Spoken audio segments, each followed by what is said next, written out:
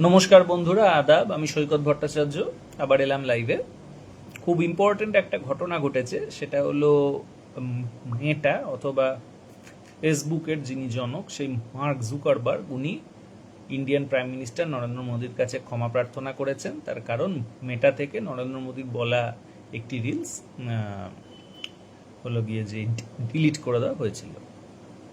তো কেন ডিলিট করে দেওয়া হলো এটা নিয়ে প্রশ্ন করেছিল ইন্ডিয়ান গভর্নমেন্ট, এবং ইন্ডিয়ান গভর্নমেন্ট এরকমও অ্যাকিউজ করেছে যে মেটা মূলত ককরোচ জনতা পার্টির যে বিজেপি বিরোধী আন্দোলনকে স্টিমুলেট করেছে নানাভাবে, এবং এর বিরুদ্ধে সরাসরিভাবে যে মেটার কাছে অভিযোগ জানিয়েছে এবং মেটা ক্ষমা চেয়ে নিয়েছে।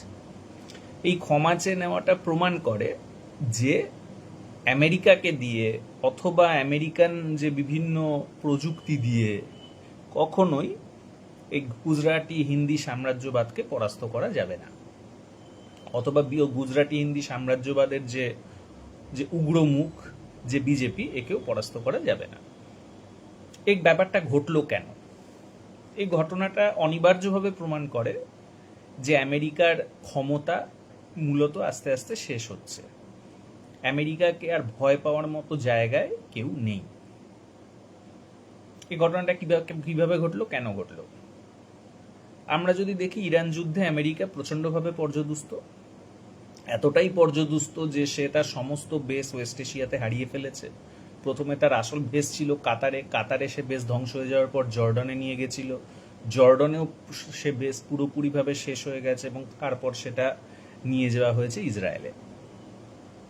অর্থাৎ ইরান যে মেরে মেরে আমেরিকাকে ওয়েস্ট এশিয়ার মধ্যে ইসরায়েলে ঢুকিয়ে দিয়েছে, এবং হরমুজ আমেরিকা এখনো খুলতে পারেনি। এমনকি হুতিরা উল্টো দিকে রেড সি আবার বন্ধ করে দিয়েছে। মনে রাখা দরকার, হুতিদের সঙ্গে 2025 সালের মার্চ মাসে আমেরিকা 1 মাস ধরে যুদ্ধ করে কিন্তু পরাস্ত হয়েছিল, এবং শেষ অবধি হুতিদের সঙ্গে যে ডিল করে। ইয়েমেনের 80% মানুষই কিন্তু হুতি কন্ট্রোলড এলাকায় বসবাস করে, এবং হুতিরা প্রচণ্ড শক্তিশালী একটা পাওয়ারফুল এন্টিটি। তাদের কাছে হাইপারসনিক মিসাইল আছে, মোস্ট লাইকলি ইরান থেকে যাওয়া, যেটা আমেরিকার কাছে নেই। সো ন্যাচারালি হুতিদের সঙ্গে যুদ্ধে পারা খুব সহজ নয়, সেটা আমরা প্রত্যেকেই জানি। এবং একদিকে হুতি, একদিকে ইরান যেভাবে বন্ধ করে দিয়েছে, তাতে সৌদি আরবে বেঁচে থাকা খুবই যে মুশকিল হয়ে যাবে, কারণ তাকে অধিকাংশ মালই ইম্পোর্ট করতে হয়, তাকে অয়েল এক্সপোর্ট করতে হয়। ফলে এগুলো যদি সে না পায়, সে শেষ হয়ে যাবে। তো ন্যাচারালি আমেরিকাকে আবারও যুদ্ধ বন্ধ করতে হয়েছে। এটা খুব ক্লিয়ার এখন যে আমেরিকার কাছে মিসাইল অনেক কম, এবং এখানে সে বড্ড বেশি মিসাইল খরচ করে ফেলেছে। মিসাইল ইন্টারসেপ্টার আরও কমে গেছে, মানে আরও বেশি খরচ করে ফেলেছে। এবং আমেরিকার এই বিগত প্রায় 80 সাল থেকে 2026 পর্যন্ত, এই 40-50 বছর ধরে আমেরিকার যে টু মাচ ফিনান্সিয়ালাইজেশন অফ ইকোনমি, অর্থাৎ কিনা আস্তে আস্তে উৎপাদনকে বাদ দিয়ে সম্পত্তি হস্তান্তরে ব্যবসায় অতিরিক্ত মনোনিবেশ, যেটা পুঁজি স্বাভাবিকভাবেই করেছে, পুঁজিবাদ স্বাভাবিকভাবেই করেছে, কারণ পুঁজি মূলত মুনাফা কেন্দ্রিক যে হলো গিয়ে যে বিনিয়োগ করে। সুতরাং পুঁজি যদি দেখে আমার বেশি পয়সা আসছে, বেশি মুনাফা আসছে সম্পত্তি হস্তান্তর ব্যবসায় বিনিয়োগ করে, তাহলে সে সেটাই করবে, সে উৎপাদনে বিনিয়োগ করবে না। এবং আমেরিকাতে সেটাই হয়েছে। আমেরিকার US ডলার গোটা বিশ্ব জুড়ে আর উৎপাদনের তুলনায় বেশি ব্যবহৃত বলে স্বাভাবিকভাবেই আর উৎপাদন অনেক আনকম্পিটিটিভ হয়ে গেছে, এবং তার সম্পত্তির বাজার অনেক বেশি চাঙ্গা দেখিয়েছে। সেটাও আলটিমেটলি আমেরিকার উৎপাদনের বেস ধ্বংস করেছে, এবং আমেরিকাকে আরও বেশি অনুৎপাদনকারী সম্পত্তি হস্তান্তরের ব্যবসার দিকে ঠেলে নিয়ে গেছে। এবং এটা আজকে আমেরিকার যে মিলিটারি সরঞ্জামের ওপরও প্রচণ্ড পরিমাণে একটা চাপ তৈরি করেছে, যেটা খুব ক্লিয়ার। যে কারণ, এটা একটা কারণ ইরানের সঙ্গে আমেরিকা পেরে উঠছে না। আরেকটি অবশ্যই হলো হাইপারসনিক যে মিসাইলের যে কোয়ালিটিতে আমেরিকা অনেক পিছিয়ে। হাইপারসনিক মিসাইল অথবা যে মিসাইল ফোর্সে আমেরিকা বর্তমানে, চীন রাশিয়া তো দূর, ইরানের থেকেই যে অনেকটা পেছিয়ে, ইরান বা উত্তর কোরিয়ার থেকে, সেটাও এখন ক্লিয়ার। এমনকি 2025 সালে মার্চ মাসে যে যুদ্ধ হয়েছিল হুতিদের সঙ্গে, তা দেখে মনে হয়েছিল হুতিদের থেকেও পিছিয়ে। এবং এখন এটা ক্লিয়ার, এখান দিয়ে তার একটা প্রচণ্ড হলো গিয়ে যে উইকনেস ধরা পড়েছে। থার্ড যেটা, সেটা গালফ ওয়ার, 1990 সালে গালফ ওয়ারের পর থেকে আমেরিকার একটা শক্তিশালী জায়গা হিসেবে চিহ্নিত ছিল, সেটা হলো তার স্যাটেলাইট টেকনোলজি। অর্থাৎ আমেরিকা যখন কোনো আঘাত করতো, সে আগে থেকে তার জিপিএস স্যাটেলাইট দিয়ে এবং অন্যান্য স্যাটেলাইট দিয়ে সে আগে থেকে দেখে নিত তার শত্রুর অবস্থান, এবং সেখানে সে পুরো পিন পয়েন্ট প্রিসাইজ আঘাত আনতে পারত। কিন্তু বিষয়টা হলো এই যে মনোপলি আমেরিকার ছিল জিপিএস নিয়ে, সেটাকে তো চীন ভেঙে দিয়েইছে। উপরন্তু চীন আরও শক্তিশালী স্যাটেলাইট নেটওয়ার্ক তৈরি করেছে, যেটা জিপিএস এর থেকেও বেশি শক্তিশালী, বেইদাও। এবং এটাকে কাজে লাগিয়ে ইরান আরও বেশি প্রিসাইজ অ্যাটাক করেছে এবং আমেরিকার যে অ্যাটাকগুলোকে আটকে দিতে পেরেছে। তো সুতরাং এই তিনটে জায়গায় বলা যেতে পারে, এবং আমি প্রথম থেকেই বলে আসছি, এবং যারা মোটামুটি মিলিটারি সায়েন্সের জার্নাল নিয়ে পড়াশোনা করে তারা প্রত্যেকেই জানে এগুলো কিন্তু বহুল চর্চিত। এছাড়া যেটা চতুর্থ আমি বলবো, সেটা হলো আমেরিকান যে বেস যেগুলো আছে সেগুলো, এবং আমেরিকান যে এয়ারক্রাফট ক্যারিয়ার, তার অনেকগুলো এয়ারক্রাফট ক্যারিয়ার আছে, প্রায় 12টার মতো। এগুলো কিন্তু is good as deterrent and policing. অর্থাৎ যদি আমেরিকান বেস থাকে তাহলে যে প্রতিপক্ষ মানে যে দেশে বেস আছে সেখানে অ্যাটাক করতে ভয় পাবে, কারণ তাহলে আমেরিকান সেনা মারা যেতে পারে, আমেরিকান বেস ক্ষতিগ্রস্ত হতে পারে, এবং সেটা আমেরিকাকে যুদ্ধে টেনে আনতে পারে। অথবা আমেরিকান এয়ারক্রাফট ক্যারিয়ারের ক্ষেত্রেও তাই, যদি এয়ারক্রাফট ক্যারিয়ারে মারা হয় তাহলে সেটা আমেরিকার সঙ্গে যুদ্ধ ঘটিয়ে দিতে পারে। কিন্তু যুদ্ধর ভয় যদি না থাকে, যুদ্ধ যদি শুরু হয়ে যায়, তাহলে কিন্তু আমেরিকান বেস আর আমেরিকান এয়ারক্রাফট ক্যারিয়ারগুলো আজকের উন্নত মিসাইলের সামনে একেবারে সিটিং ডাক। এটা 80-র দশকে সোভিয়েত ইউনিয়নের মিলিটারি স্ট্র্যাটেজিস্টরা বারবার বলে গেছে, এবং যে কারণে কিন্তু চীন মোটেও খুব বেশি পরিমাণে মিলিটারি বেস তৈরির দিকে মনোনিবেশ করেনি। চীন খুব বেশি পরিমাণে তোমার এয়ারক্রাফট ক্যারিয়ার তৈরির দিকে মনোনিবেশ করেনি, কারণ চীন আগে থেকেই জানতো যে এগুলো কিন্তু আধুনিক মিসাইলের কাছে সিটিং ডাক হয়ে যেতে পারে। এছাড়া চীনের যে যে ওয়ে অফ অ্যাপ্রোচ ওরকম নয়। সুতরাং যে মিলিটারি বেস আর হলো এয়ারক্রাফট ক্যারিয়ার, এগুলো is good as a deterrent and policing, কিন্তু যুদ্ধ শুরু হয়ে গেলে এর আর কোনো গুরুত্ব নেই। তো স্বাভাবিকভাবে যুদ্ধ যখন শুরু হয়ে গেছে ইরানের সঙ্গে, এগুলো প্রায় সিটিং ডাক হয়েছে এবং এগুলোর কোনো গুরুত্বই আর থাকেনি। উপরন্তু আমেরিকা এত বেশি পরিমাণে মিলিটারি বেস আর এয়ারক্রাফট ক্যারিয়ার রেখেছে বলে তাকে যে বিপুল খরচ করতে হয়েছে এগুলোর পেছনে, এখানে মিলিটারি রাখায়, সেখানে মিলিটারি ছাড়াও যে অসামরিক যে মানুষকে রাখতে হয় নানা ধরনের কাজে, এগুলো নিয়োগ করতে গিয়ে তার কিন্তু বিপুল পরিমাণে খরচ হয়ে গেছে। এবং সে প্রকৃত যে একবিংশ শতাব্দীর যে যুদ্ধের জন্য যে ইনভেস্টমেন্টগুলো লাগবে নতুন প্রযুক্তিতে, সেগুলো সে সেভাবে করতে পারেনি। আমরা মনে করছি এটা আজকে আমরা বুঝলাম, তা নয়। আমরা যদি 2020 সালে দেখি, সেখানে আমরা দেখব যে নিকোলাস চাইলান, উনি পেন্টাগনের যে এআই বিভাগের হেড ছিলেন, এবং উনি পদত্যাগ করেন এই বলে যে আমেরিকা আদ্যিকালের রদ্দি ফাউন্ডেশনে প্রচুর পরিমাণে ইনভেস্ট করছে, এবং আমেরিকা আধুনিক যে একবিংশ শতাব্দীর যে যুদ্ধের কার্যকলাপে সেভাবে ইনভেস্টমেন্ট করছে না। তার মানে ইরান যুদ্ধে তার যে দুর্বলতাটা বোঝা গেছে, যে একদিকে ফিনান্সিয়ালাইজেশন অফ ইকোনমির জন্য তার উৎপাদনের থেকে, তার যেহেতু অ্যাসেট ট্রেডিং আর প্রচুর পয়সা ইনভেস্টেড হয়, সেজন্য তার উৎপাদনের বেশি উইক।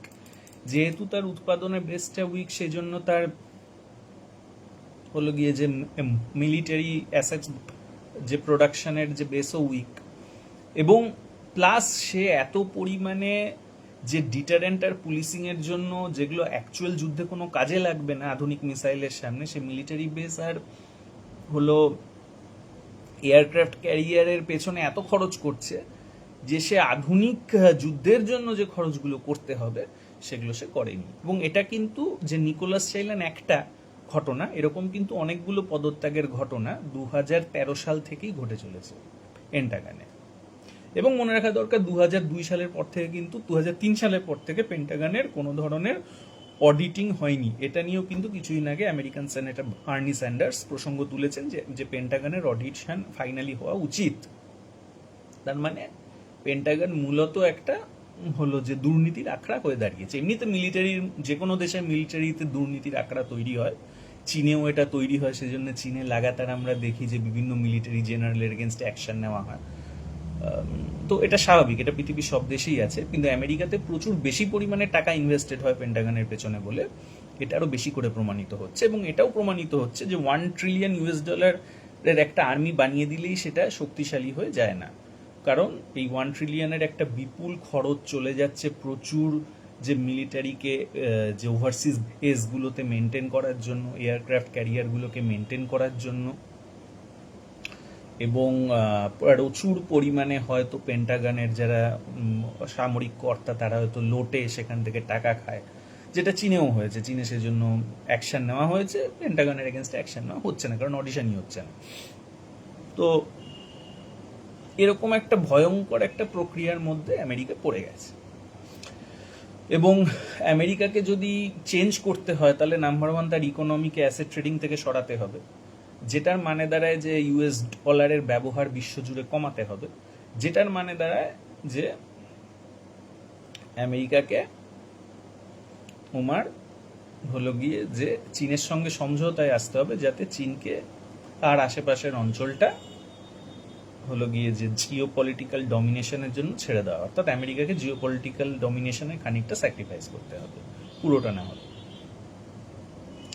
তো এরকম একটা ভয়ঙ্কর ফাঁপড়ে আমেরিকা পড়ে গেছে এবং এটা ক্লিয়ার এখন। এবং যেভাবে উত্তর কোরিয়া, রাশিয়া, ইরান আর চীন নিজেদের মধ্যে হলো আদান প্রদান করছে, তাতে এটাও ক্লিয়ার যে আমেরিকার পক্ষে সাস্টেন করা অত্যন্ত কঠিন হয়ে যাবে আগামী দিনে যে কোনো যুদ্ধে। আমেরিকার যে প্রোডাকশন বেস নেই, আমেরিকার মিলিটারিতে শুধু যে মিলিটারি ইকুইপমেন্ট উৎপাদনের অভাব আছে তাই না, আমেরিকার ইনভেস্টমেন্ট যে প্রায়োরিটিও এখন বোঝা যাচ্ছে ভুল। এবং এটা কিন্তু বহুদিনের চর্চিত, এটা এরকম নয় যে এটা আজকে আমরা জানলাম, তা নয়। যারা মিলিটারি জার্নাল পড়ছে তাদের কাছে এগুলো জানা বিষয় ছিল। তো এবার এই জিনিসটা বহু মানুষ, যারা নেতা, যারা, কারণ অধিকাংশ গণতন্ত্র অশিক্ষিতরা নেতা হয়, গণতন্ত্র কেন, মূলত রাজতন্ত্র অশিক্ষিতরাই নেতা হয়। ইরান বা অথবা চীনের মতো একদম টিপিক্যাল যে মেরিটোক্রেসি ইন দ্য পলিটিক্স, এটা পৃথিবীতে প্রায় কোনো দেশেই নেই। একমাত্র চীন, ভিয়েতনাম, লাওস এবং হয়তো উত্তর কোরিয়া মেবি, আর হলো ইরানে আছে। এছাড়া আমি দেখিনি, রাশিয়াতেও আমি এরকম কিছু নেই। তো স্বাভাবিকভাবেই অশিক্ষিত যে নেতারা, এরা অধিকাংশই ব্যাপারগুলো জানতো না। এবং এদের হয়তো শিক্ষিত কোনো লোক যদি কখনো বোঝায়ও, হয়তো বোঝে না, কারণ হয়তো মানে শিক্ষিত অ্যাডমিনিস্ট্রেটরদের কথা তারা শোনে না। তাদের অধিকাংশ সময় তাদের কাটে হলো কিভাবে ইলেকশনে জিতবে এইসব ভেবে। তো এইসব ভাবার মতো তাদের সময়ই কম। এবারে কোনো অ্যাডমিনিস্ট্রেটর বোঝালো, সেটা বুঝলো না, একটু জটিল কথা বোঝে না, তো অ্যাডমিনিস্ট্রেটররাও হাঁ হুঁ করে চালায়। এটাই পৃথিবী চলছে এবার, বিশেষ করে গণতান্ত্রিক দেশগুলো। তো এবার এটা যত বেশি বোঝা যাচ্ছিল যে আমেরিকা যুদ্ধে জিততে পারছে না, তত বেশি আমরা দুটো দেশকে যদি আমরা ফলো করি, অন্যান্য অনেক দেশই হয়তো করছে, বাট আমরা দুটো দেশকে ফলো করি, ইন্ডিয়া, বাংলাদেশ। বাংলাদেশকে আমরা দেখলাম যে বাংলাদেশে তারেক রহমান, যে কিনা বিএনপি পার্টির হেড এবং বর্তমানে আমেরিকার প্রাইম মিনিস্টার, উনি কি বলেছেন, উনি কিন্তু এমন একটা সংবিধানের পরিবর্তনের কথা বলেছেন, এমন একটা সংবিধানের কথা বলেছে বিএনপি পার্টি, যেটা পুরো আমেরিকার সংবিধানকে ডিটো কপি করা। সেখানে প্রেসিডেন্সিয়াল ফর্ম থাকবে, সেখানে হলো গিয়ে ওই সেনেটের মতো একটা স্ট্রাকচার থাকবে, এটসেট্রা। মানে বোঝাই যায় যে আমেরিকাকে নকল করা একটা পার্টি। সুতরাং সেই পার্টিটা চীনের দিকে বেশি হেলবে না ধরা হয়েছিল, কিন্তু আমরা দেখলাম সে চীনের কাছে চলে যায়, মালয়েশিয়া ঘুরে যায় যাতে আমেরিকা রাগ না করে। তো এবং সে কতগুলো যে স্বাক্ষর, চুক্তি স্বাক্ষর হবে, এর মধ্যে যে 13টার মধ্যে 7টা আগেরই যে মোহাম্মদ ইউনূসের আমলেই করে যাওয়া, এগুলো করে আসে। এবং তারপর আমরা দেখলাম যে ইন্ডিয়া মনক্ষুণ্ণ হয়েছে, তাকে পাত্তা দেয়নি স্বাভাবিকভাবেই। তো এরপর আমরা দেখলাম যে আল গোর, ইন্ডিয়ান যিনি কিনা মানে আমেরিকান অ্যাম্বাসেডার ইন ইন্ডিয়া, উনি আবার বাংলাদেশে চলে এসেছেন কথাবার্তা বলতে। অর্থাৎ চায়নার এগেনস্টে বাংলাদেশে যে ইন্ডিয়া ইউএস ইউনিটি, সেটা আবারও ওপেন হয়ে গেল সবার সামনে, এবং যত দিন যাবে এটা ওপেনই হবে। ওই মানে এখন থেকে আমি নিজের চোখে দেখব, ইন্ডিয়ার চোখে দেখব না, এসব পোয়েটিক কথার কোনো জায়গা নেই। আমেরিকা যত দিন যাবে আরও দুর্বল হবে, চীনের সামনে তার শক্তি আরও ক্ষয় হবে, তাকে যত দিন যাবে আরও দুর্বলতর লাগবে, এবং চীনের সঙ্গে কাউন্টার করতে গেলে তার অ্যালাই লাগবে। এবং অবশ্যই ইন্ডিয়া চীনের এগেনস্টে খুব গুরুত্বপূর্ণ অ্যালাই, সেটাই করেছে। এটার মধ্যে কোনো দোষ নেই, ইন্ডিয়ারও দোষ নেই, আমেরিকারও দোষ নেই, কারোরই দোষ নেই। তো এরপর আমরা দেখলাম যে ককরোচ জনতা পার্টি নামক একটি ওরাংওটাং তৈরি হলো, তারা ইউথদের নিয়ে আন্দোলন করলো, যে আন্দোলনের মোটামুটি লক্ষ্য ছিল বিজেপিকে অ্যাটাক করা, নরেন্দ্র মোদীকে অ্যাটাক করা। করতে পারে, এটা তো কোনো খারাপ জিনিস নয়, সে অ্যাটাক তো যে কেউ করতে পারে, কিন্তু তাদের যে ফিলোসফি, সে ফিলোসফিটা পরিষ্কার হলো গিয়ে যে ওয়েস্টার্ন ফিলোসফি, যে নারীদের নাকি 50% সংরক্ষণ দিতে হবে, তারপর নাকি বিভিন্ন ধরনের যে রিজার্ভেশন বিভিন্ন ট্রাইব কাস্টকে দেওয়া হয় সেগুলো কন্টিনিউ করতে হবে। এটা মানে অত্যন্ত বোকা বোকা যে লিবারাল টাইপের কথাবার্তা বলা, যেখান থেকে বোঝাই যায় যে এদের পেছনে আমেরিকার ইন্ধন আছে। এবার যদি কোনো মানে কেউ মনে করতেই পারে বিজেপিকে হটানোর জন্য আমি আমেরিকার হেল্প নেবো, ঠিক আছে, কিন্তু তাকে এটা বুঝতে হবে যে আমেরিকা কি হেল্প করার মতো জায়গায় আছে। অ্যান্সার হলো না, নেই। কারণ আমেরিকা যত দিন যাবে চীনের সামনে দুর্বলই হবে, এবং চীনকে কাউন্টার করতে তার আরো বেশি অ্যালায়েন্সের প্রয়োজন হবে। যদি আমেরিকার শক্তি বাড়তে থাকতো তাহলে সে অ্যালাইকে রিজেক্ট করেই চলতে পারত, কিন্তু আমেরিকা যেহেতু একটা ক্ষয়িষ্ণু দেশ, সেজন্য চীনকে কাউন্টার করতে তার কিন্তু অ্যালায়েন্সকে আরো বেশি জোরদার করে এগোতে হবে। তার কিছু করার নেই, হয় তাকে চীনের সঙ্গে সমঝোতায় আসতে হবে, ভাই আমি ছেড়ে দিচ্ছি, অথবা তাকে আর অ্যালাইদেরকে আরো শক্তিশালী করে দিতে হবে, অ্যালাইদের কথাই বেশি বেশি করে শুনতে হবে। এখন সেটাই হয়েছে। যে মুহূর্তে বিজেপি এটা দেখেছে যে ককরোচ জনতা পার্টিকে আমেরিকা হেল্প দিচ্ছে মেটা ঠেটা মারফত, সে চীনের সঙ্গে কয়েকটা চুক্তি করে নিয়েছে, সে রাশিয়ার সঙ্গে কয়েকটা চুক্তি করে নিয়েছে, সে হাব ভাব দেখিয়েছে আমি কিন্তু ওদিকে চলে যাব, ব্যাস আমেরিকা বাধ্য হয়ে মাথা নত করে দিয়েছে। এটাই তো হওয়ার ছিল, এটা তো ভাবার কিছু নেই, তাই না? তাই আমি বলবো যে ভিড় দেখে নয়, আনন্দ দেখে নয়, ঠান্ডা, বাট পলিটিক্সটা খুব ঠান্ডা মাথার গেম, পলিটিক্সটা অনেক ক্যালকুলেশন করে এগোতে হয়।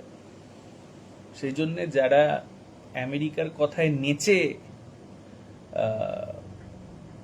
কাজ করবে তাদের হাল খুব একটা ভালো হবে না, কারণ আমেরিকা ইন্ডিয়ার এগেনস্টে কাজ করার মতো জায়গায় নেই, বিশেষ করে যে ইন্ডিয়ার যে বিজেপি সরকারের এগেনস্টে কাজ করার মতো জায়গায় সে একেবারেই নেই।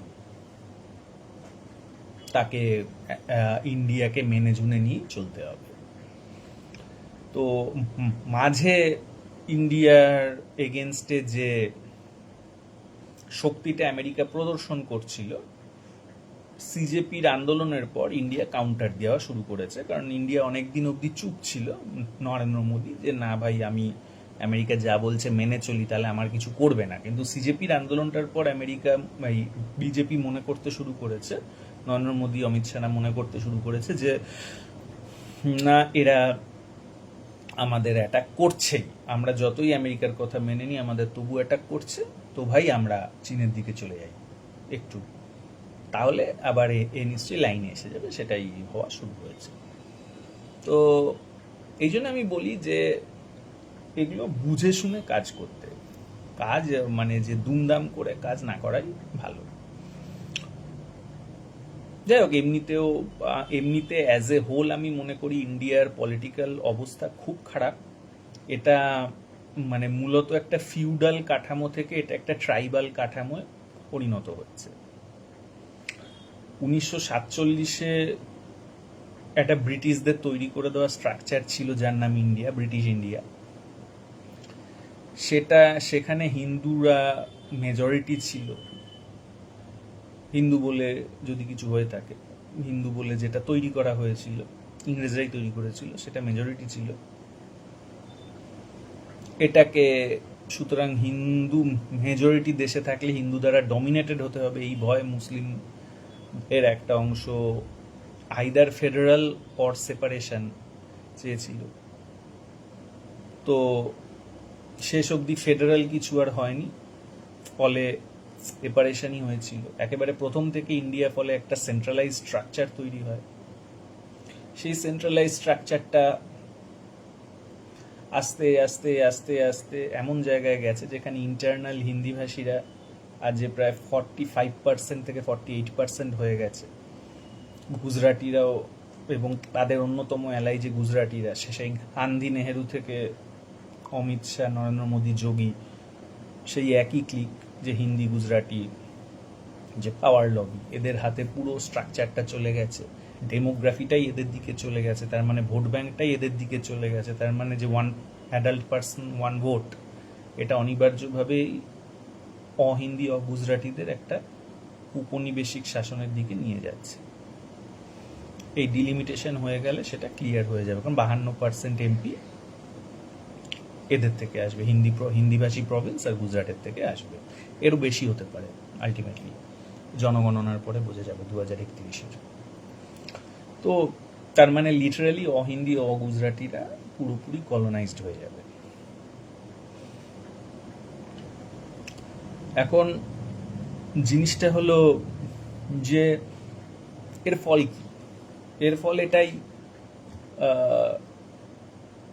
যে হিন্দি গুজরাটিরা বাকিদেরকে জোর করে ধরে রাখতে গিয়ে যে পলিটিক্সটা খেলছে, সেটা হলো যে হিন্দু মুসলিমের ডিভিশন তৈরি করার চেষ্টা করছে, বিশেষ করে বাংলায় যেখানে মুসলিম প্রায় 30%, অথবা আসামে যেখানে প্রায় 40%, মানে যে 35 থেকে 45%-এর মধ্যে আসাম বাংলায়, অথবা ইস্ট বিহারে হাই পার্সেন্টেজ অফ মুসলিমস আছে।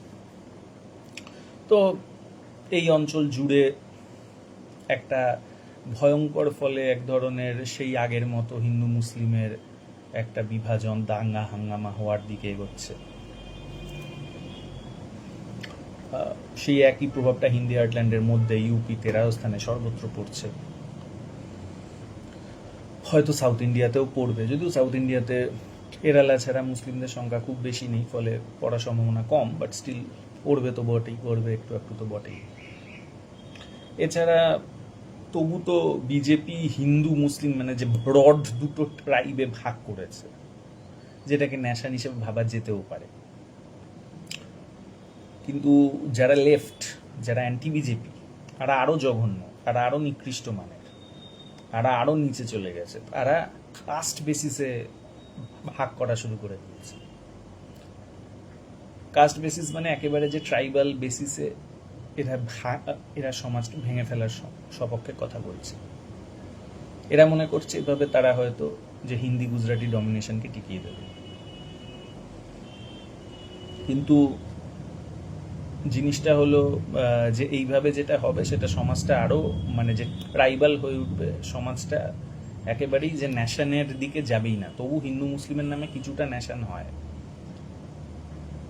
আমরা যদি বাংলাদেশকে দেখি, ও সবচেয়ে আইডিয়াল একটা রূপরেখা দেখিয়েছে, যেটা ইউরোপের সাথে মেলে। ইউরোপে আমরা জানি প্রথমে প্রোটেস্ট্যান্ট ক্যাথলিক যুদ্ধ হয়, হাঙ্গা দাঙ্গামা, লুটপাটকে এলে ওকে মেরে সরিয়ে দিচ্ছে, ও তাকে মেরে সরিয়ে দিচ্ছে। রাশিয়া বলে একটা রাষ্ট্র তৈরি হয়ে গেছিল শুধুমাত্র চেকোস্লোভাকিয়া, অস্ট্রিয়া এসব জায়গা থেকে প্রোটেস্ট্যান্টদের মেরে উচ্ছেদ করে দেওয়ার জন্য। ফলে ওখানে এই রাশিয়া অঞ্চলে প্রোটেস্ট্যান্টরা জড়ো হয় এবং একটা প্রোটেস্ট্যান্ট রাষ্ট্র বানিয়ে নেয়।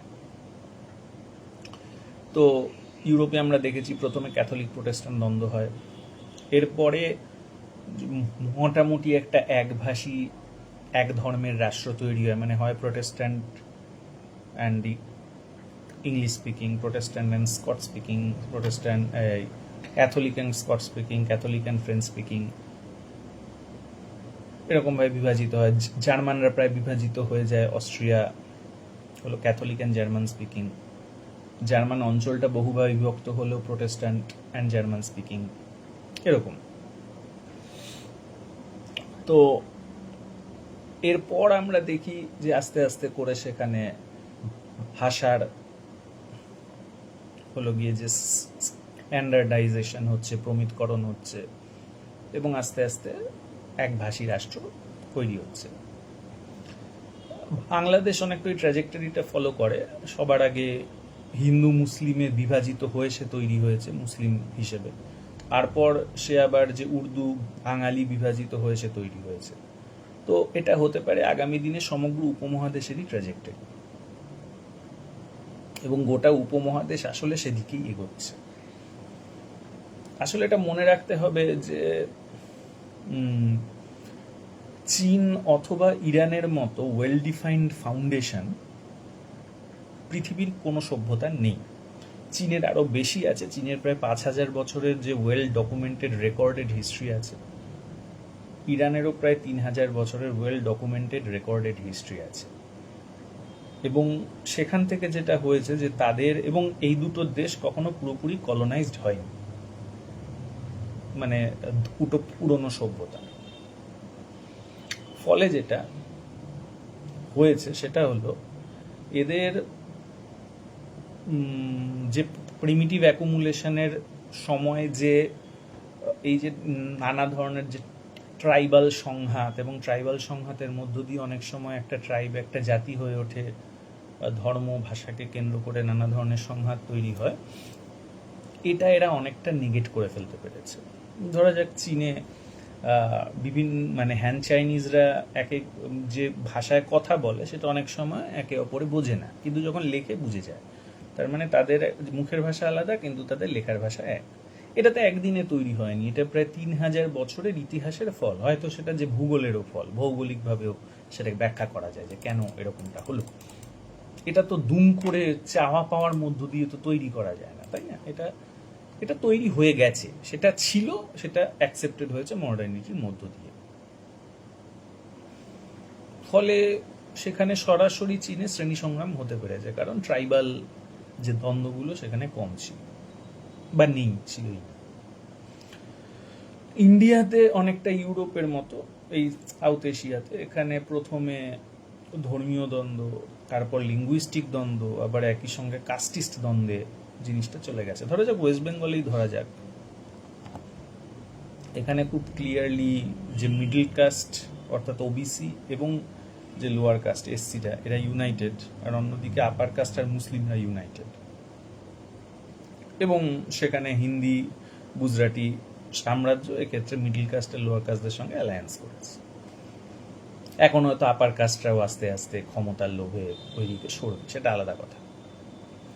তো এই যে এতগুলো বিভাজন, এতগুলো জায়গা, সেখানে এটা ফিউডাল থেকে পিছিয়ে গিয়ে একেবারে ট্রাইবাল একটা সোসাইটিতে পরিণত হয়েছে।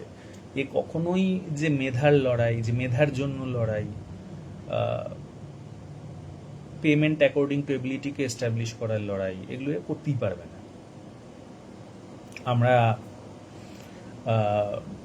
যদি বাংলাদেশে দেখি যে প্রথমে ধর্মকে কেন্দ্র করে আলাদা, নিজেকে আলাদা করা, তারপর ভাষাকে কেন্দ্র করে আলাদা করা, তারপর কিন্তু যে মেধার কথা বলা, অর্থাৎ একভাষী এক ধর্মীয় রাষ্ট্র হয়ে একটা হোমোজিনাস ন্যাশনাল স্টেট হওয়ার পরে সে পেমেন্ট অ্যাকর্ডিং টু এবিলিটির কথা আস্তে আস্তে তার মাথার মধ্যে ঢুকছে। এবার এখানে স্বাভাবিকভাবে এটা হচ্ছে না, কারণ অনেকগুলো তো ট্রাইব, সেখানে এবিলিটি বা মেরিটের থেকে বেশি গুরুত্বপূর্ণ হলো যে ট্রাইবাল অ্যাফিলিয়েশন। তো এটাই হয়তো স্বাভাবিক। তো এখন অবস্থা আরও খারাপের দিকেই এটা যাবে, এটা ভালো কিছু হওয়ার দিকে আর যাবে না। এবং যারা ভালো চায় তাদের কয়েকটা জিনিস মাথায় রাখতে হবে, সেটা হলো সাউথ এশিয়া অনেক জায়গা থেকে খুব আদিম। আমি ইন্ডিয়ার কথাটাই বলি। ধরা যাক ইস্ট ইন্ডিয়াতে আসাম, ওয়েস্ট বেঙ্গল, এই দুটো জায়গায় যে নারী পুজো চলে, এটা পৃথিবীর কোথাও চলে না। এই নারী পুজোকে বাদ দিতে হবে। উত্তর ভারত অথবা পশ্চিম ভারতের লোকেরা দেখি যে নিরামিষ খায়, নিরামিষ কেউ খায় না, আমিষই খেতে হবে, এটা বাদ দিতে হবে। সাউথ ইন্ডিয়ার যে হলো মুভি ইন্ডাস্ট্রি খুব বড়, অত্যন্ত বোকা বোকা মুভি বানায়, খুব লো আইকিউ এর লোক ছাড়া কেউ ওগুলো দেখবে না। তো সেই ধরনের মুভি পুরোপুরি বর্জন করতে হবে। আর অ্যাজ এ হোল যে বলিউড এবং যে ক্রিকেট খেলা, এই দুটোকে রিজেক্ট করতে হবে। তা না হলে মানে সামনে এগোনোই যাবে না।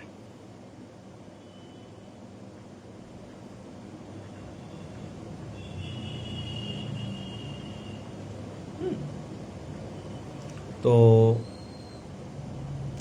সেই হিসেবে পুরো বিষয়টা আমরা কথাবার্তা বললাম, পুরো বিষয়টা আমরা তুলে ধরলাম।